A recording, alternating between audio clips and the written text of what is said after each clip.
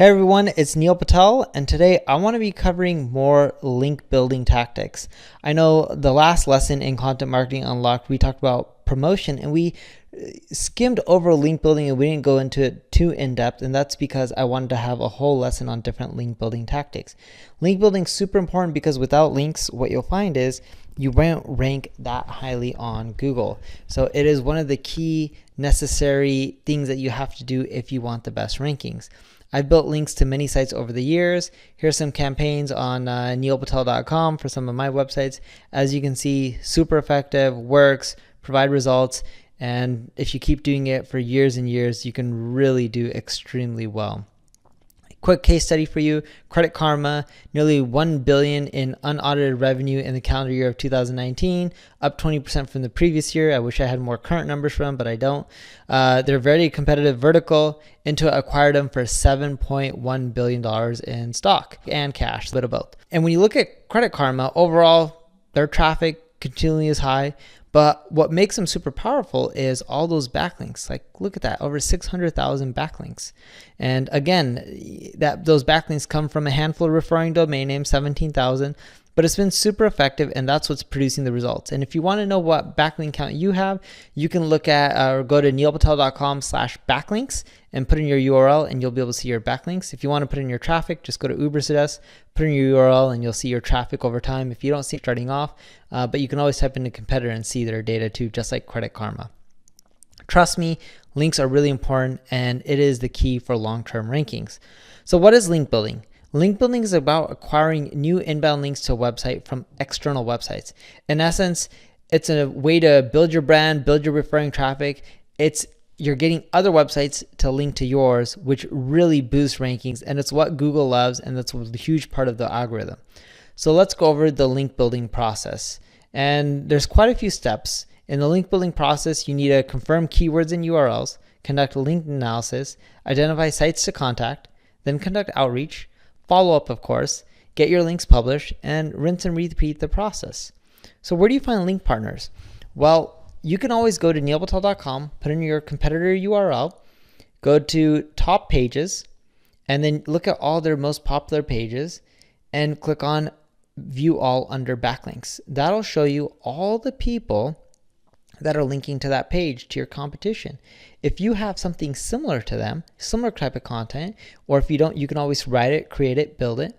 You can hit up all those sites and try to get them to link to you as well, because if someone links to your competition, why wouldn't they link to you as well? And then when you have that list, you want to build an outreach list.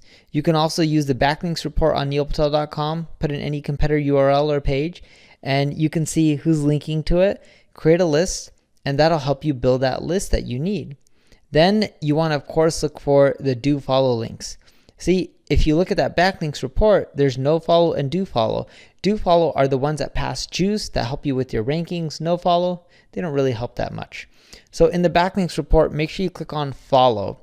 Follow is the ones that are the good ones that can help with your rankings. And you want to make sure you reach out to those sites and not really the ones that have no follows. And when you reach out to these websites, you can give them your website, tell them the pages you want them to link to, assuming they're linking to other related competitors. And based on what your article is about or page is about, typically the title of it or the keywords in it, that's usually what they're going to use in your anchor text of the link, that clickable part that has the keyword. So you want to make sure the title of your post, the title of the page contains the right keyword, so that way you're getting also the right type of links as well. And if you want to see the type of pages that use type of sites that link to your competition that use good anchor text, go back to the top pages report in Ubersuggest, put in your competition, click view all under backlinks, and look at the anchor text. The ones that have rich anchor text with keywords are the ones that are probably more likely to link to you. And when they do link to you, it'll help boost your rankings in the long run because it's keyword rich. You also want to make things natural. Some of the links pointing to you will have your website name or your brand name or your URL or the keyword or variations of it, and that's okay. Don't obsess about having every single link say the keyword, because that's not natural and you can't force people to do that. When you're also getting these links, look for sites that link to sites in their content, not the sidebar, not the footer, because those link placements aren't that great. You don't want to do deals where, hey, I link to you, you link back. that kind of stuff isn't good. You just want people to link to you because you produce amazing content, amazing quality, and provided so much value. In essence, you're going after relevance and high quality. See, search engines consider links not just, hey, is it in your content? Does it have the right keyword in the link text, the anchor text? What's the type of site linking to you? Does it have a high domain score? If you're not sure of the domain score, you can put that URL into Uber Suggest and it'll tell you the domain score from 0 to 100. The higher the number, the better. Does the site have a high domain score? Is that site related to yours? Because if a dog food website links to my marketing site, neilpatel.com, not too relevant. But if another marketing or business site links to me, that's much more relevant. You also identify websites that you want to contact. So now that you got this all, you figured out what are the right type of sites, the sites that link within the content, that use anchor text. Keep a spreadsheet. And when you keep it, you can use whois.net or GoDaddy Whois, find out who owns these sites or their contact page, or any information that you can find from tools like hunter.io.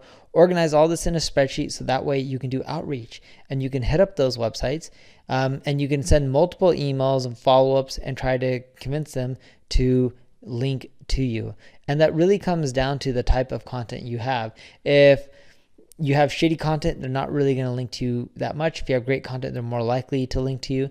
You can use tools like Mailchimp or Ninja Outreach or BuzzStream or Pitchbox to help you with this whole process as well. One thing I found is when you use amazing subject lines like someone's first name, I think I'm in love with you. I found that to work well. Not as well as it used to though, because a lot of people are copying me on that one. Now even more people are going to copy me on that one. But anything that's relevant, that's very direct, that is going to want to cause someone to open it, it can end up working out quite well. I also like customizing everything, even if you're using a template, by putting in their name, their website URL.